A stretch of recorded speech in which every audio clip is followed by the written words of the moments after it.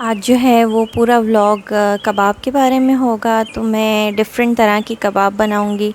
Normally जो frozen kebabs होती हैं उनके लिए मैं थोड़ा टाइम लेती हूँ, इसलिए कि मैं बिल्कुल स्क्रैच से बनाती हूँ। गोश्त लेती हूँ फ़्रेश और फिर उसका घर में ही कीमा करके और उसी को मशीन में प्रोसेस करके और फिर बनाती हूँ। तो क्या होता है कि वो मेल्ट इन माउथ हो जाती है। और बाहर से जब पिसवाते हैं ना तो वो कीमा दे देते हैं धोए बगैर, फिर उस कीमे को धोना और वो सारा फिर बहुत ही लंबा प्रोसेस होता है और कीमे में पानी रह जाता है तो वो कबाबें टूट जाती हैं।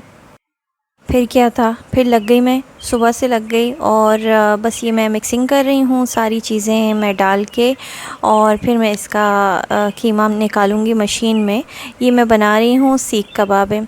और एक और चीज़ होती है कि मैं गोश्त जो है वो छोटी जो गाय होती है, बछड़ा होता है, बछिया होती है, उसका मैं गोश्त यूज़ करती हूँ। तो मुझे गोश्त की क्वालिटी भी देखनी होती है, क्योंकि आप जब गोश्त वाले पे ट्रस्ट कर लेते हैं तो फिर वो आपको क्या दे आपको नहीं पता होता है। तो ये जब मेरे हाथ में आता है वो गोश्त तो मुझे अच्छा लगता है, एकदम पिंक कलर का और अच्छा होता है। तो मुझे ऐसा होता है कि हाँ, जिसके यहाँ भी जाता है तो वो फ्रेश चीज़ें डाल के मैं उसे बनाऊं, क्योंकि ये होममेड है। और होममेड की ख़ास बात ही ये होती है कि इंग्रेडिएंट्स जो हैं वो घर की तरह के यूज़ होते हैं। तो बस ये कीमा निकलेगा और 2 से 3 बार मैं इसे मशीन से निकाल लूँगी, सारे मसाले और हर चीज़ें डाल के। और फिर जो सीख कबाब होती हैं वो अक्सर टूट जाती हैं, तो मेरी सीख कबाबें नहीं टूटती हैं। इसकी वजह ये है कि मैं उसे अच्छी तरह से गूँथती हूँ।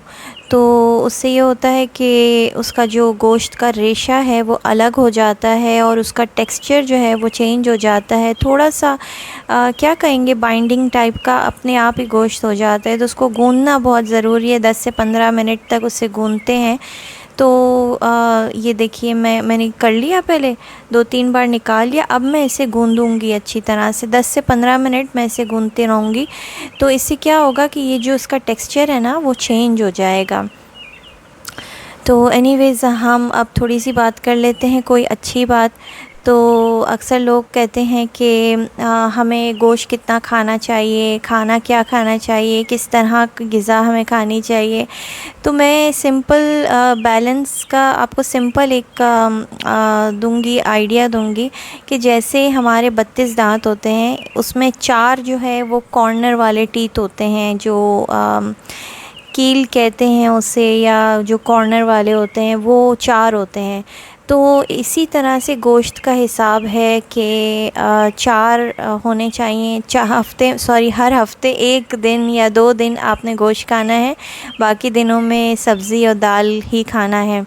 तो ये कैलकुलेशन अगर हम रखते हैं तो बहुत अच्छा रहता है। दूसरी ये चीज़ है कि गोश्त जो है वो कम से कम 40 दिन में 1 बार ज़रूर खाना चाहिए। गोश्त खाने के अपने फ़ायदे हैं, गोश्त खाना बुरी चीज़ नहीं है, लेकिन सही गोश्त खाना वो ज़्यादा इम्पॉर्टेंट है। जैसे कि चिकन जो आजकल आ रही है, फार्मी होती है, वो इतनी अच्छी नहीं होती, तो वो खाना बहुत ज़्यादा अच्छी बात नहीं है। गाय का जो गोश्त है वो भी इतना फ़ायदा नहीं देता है। हाँ, वो पिंक कलर का और जो मैं यूज़ करती हूँ उस टाइप का हो तो आप कभी कभी खा सकते हैं। इसके अलावा जो है ऊँट का गोश्त बड़ा अच्छा होता है, बहुत टेस्टी होता है। और जो दुम्बे का गोश्त है वो बहुत अच्छा होता है। तो ये गोश्त, मटन है, मटन बड़ा अच्छा होता है। तो ये जो गोश्त हैं ये आपको फ़ायदा पहुंचाते हैं, और जो चिकन और बीफ होता है वो आपको इतना फ़ायदा नहीं पहुंचाते हैं। कभी कभार के लिए ठीक है, लेकिन अक्सर वो ग़िज़ा नहीं होनी चाहिए।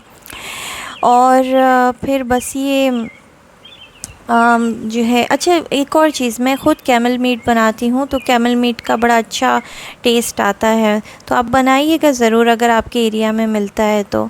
अच्छा, ये सीख कबाब जो है बीफ की मैंने बना ली थी, और फिर इसके बाद मैं उसको फ्रीज़ करने रख देती हूँ, और अलग-अलग करके फ्रीज़र में रख देती हूँ ताकि वो जम जाए। और फिर इसके बाद सीख कबाब के लिए ये सारी चीज़ें मैंने डाल दी। अच्छा, सीख कबाब का मैंने पहले चिकन का सीख कबाब का कीमा कर लिया था, क्योंकि मुझे चिकन की 2 आइटम्स बनानी थी। एक मुझे कोफ्ते बनाने थे और सीख कबाब बनानी थी, तो 2 के लिए गोश्त मिक्स था। तो मैंने उसे इसीलिए कीमा निकाल लिया और फिर मैंने उसे हाफ़ कर लिया, ताकि हाफ़ की मैं कबाब बनाऊँगी और हाफ़ के जो है कोफ्ते बनाऊँगी। तो इसीलिए मैंने चिकन का कीमा पहले ही निकाल लिया था। तो बस ये फिर निकल जाएगा। और मैं चिकन को तो एक बार भी इनफ होता है, क्योंकि इसका मीट इतना सॉफ्ट होता है। और बस फिर इसे भी मैं बना के और फ्रीज़र में रख दूँगी। और इसके साथ जो है कोफ्ते भी थे। अच्छा, मैंने जो है ना इसमें मिर्चों का सालन भी बनाया था, लेकिन अनफॉर्चुनेटली मैं उसको रिकॉर्ड नहीं कर पाई, क्योंकि मैं इतना ज़्यादा बिज़ी थी ये सब चीज़ें करने में कि मुझे पता ही नहीं चला कि मैंने कैमरा रिकॉर्डिंग ऑन नहीं किया, और मैंने सारा बना लिया, प्रोसेस कर लिया। इसके बाद मुझे ध्यान आया कि मैंने कैमरा ही नहीं खोला था, रिकॉर्डिंग ही नहीं की है, तो इसलिए जो है उसका पूरा प्रोसेस रिकॉर्ड नहीं हो पाया। तो कभी कभी ऐसे भी होता है, और साथ में बहुत सारी चीज़ें चल रही होती हैं, तो इसलिए। अच्छा, ये जो है कोफ्तों का अब हो रहा है। कोफ्तों के लिए जो है मैं काजू और बादाम डालती हूँ इसमें, क्योंकि खशखाश हमें नहीं मिलती है, तो खशखाश को रिप्लेस करने के लिए काजू और बादाम जो है बेस्ट रहते हैं। और दूसरा ये कि कोफ्तों का टेस्ट जो है ना शाही टाइप का बनता है। तो बस मैंने सारा ये डाल दिया और फिर मैंने इसे भी मशीन में निकाल लिया, और कोफ्ते बना के मैंने इसे फ्रीज़र में रख दिए थे। तो मुझे सुबह से रात हो गई थी इन सारे कामों में करते करते, क्योंकि इसको बनाना और फिर फ्रीज़र में रखना और ये सारी चीज़ें टाइम लगता है, एक एक करके रखना, तो फ्रीज़ होने में भी टाइम लगता है। और अगर ऊपर मैं फ़्रेश उस पर स्टैक कर लूँगी ना, तो प्रॉब्लम ये होता है कि वो सारे दब जाते हैं। और चिकन का कीमा इतना सॉफ्ट होता है कि वो फ़ौरन ही दब जाता है, तो उसका शेप आउट हो जाता है। तो जब आप पार्टी वगैरह के लिए फ़ूड बना रहे होते हैं, तो आपको प्रेजेंटेशन भी अच्छी रखनी होती है, क्योंकि इंसान खाने से पहले आँखों से खाता है। तो वो प्रेजेंटेशन के पॉइंट ऑफ व्यू से मुझे होता है कि एक चीज़ पूरी फ्रीज़ हो जाए और फिर उसका अच्छा सा शेप बरकरार रहे, और फिर मैं ऊपर दूसरी चीज़ डालूँ तो वो दबती नहीं है, क्योंकि सीख कबाब है और सीख कबाब का शेप रहना ज़रूरी है। पके हुए सीख कबाब होते हैं ना, उसमें इतना प्रॉब्लम नहीं होता, क्योंकि पके हुए वो थोड़े से अच्छे अपना शेप ले लेते हैं, हार्ड हो जाते हैं। लेकिन ये कच्चे बिल्कुल होते हैं ना, तो ये बहुत डेलिकेट होते हैं, तो मुझे उसका बहुत ध्यान रखना पड़ता है। और कोफ्ते भी गोल होते हैं, तो ऑब्वियसली कोफ्तों को भी मुझे बहुत ज़्यादा केयरफुल लेके और रखना पड़ता है। और ये चिकन के कोफ्ते थे, तो इसलिए। तो बस ये कोफ्तों का रेडी हो गया था। और फिर इन चीज़ों के साथ मैंने गलोटी कबाब बनाए थे, जो लखनऊ के मशहूर गलोटी कबाब होते हैं, जिसके बारे में मशहूर है कि मेल्ट इन द माउथ है। तो वाकई जो वो बने थे ना, मैंने घर के लिए बनाए थे एक्चुअली, तो वो बहुत ही ज़बरदस्त बने थे। मतलब जिसने खाए ना, हर एक ने मुझे तारीफ़ की कि बहुत ही टेस्टी बने हैं और मुंह में जाते ही घुल जाते हैं।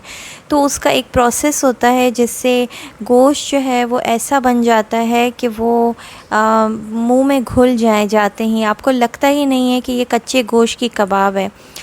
तो कच्चा कीमा इसमें डला हुआ है, वो इतने टेस्टी बन जाते हैं और बहुत बहुत अच्छे थे।